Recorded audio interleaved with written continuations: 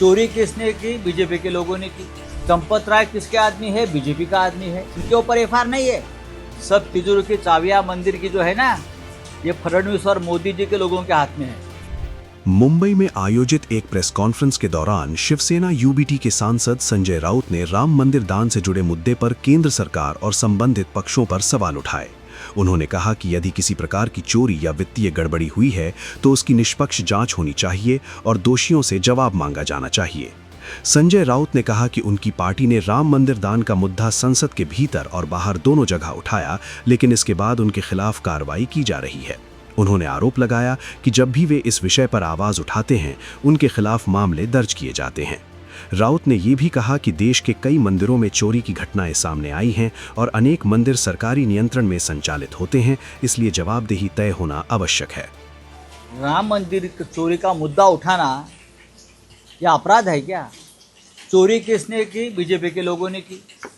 चंपत राय किसके आदमी है? बीजेपी का आदमी है। अनिल मिश्रा किसका आदमी है? बीजेपी का आदमी है। गोपाल राय कौन है? बीजेपी का आदमी है।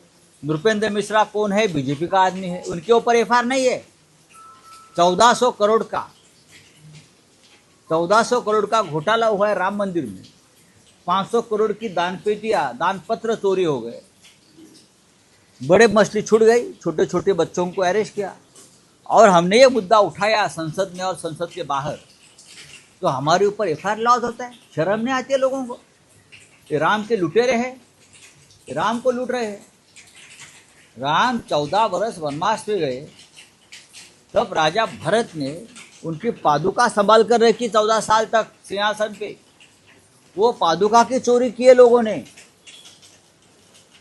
सीता माई का मंगलसूत्र चोरी हो गया, वहां से राम के आभूषण चोरी हो गए और हमने आवाज उठाया, तो हमारे ऊपर आप एफआईआर दर्ज करेंगे। ठीक है, देख लेंगे। सिद्धिविनायक में नहीं, देश के पूरे मंदिर में चोरी हो रही है और सभी मंदिर बीजेपी के कंट्रोल में है। सब तिजोरी की चाबियां मंदिर की जो है ना, ये फडणवीस और मोदी जी के लोगों के हाथ में है। चोरी हो रही है भगवान के घर में। चलिए,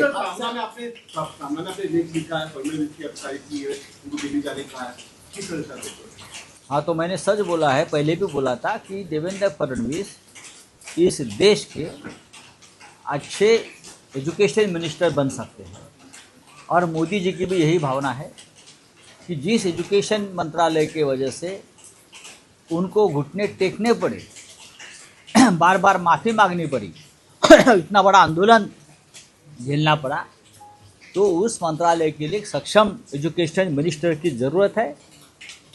और आज इस देश में एक ही व्यक्ति है जो शिक्षा मंत्रालय यानी एचआरडी मिनिस्ट्री संभाल सकता है, वो है महाराष्ट्र के मुख्यमंत्री देवेंद्र फडणवीस जी।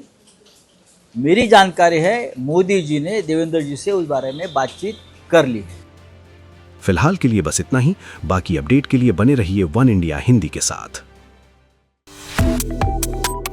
Subscribe to One India and never miss an update.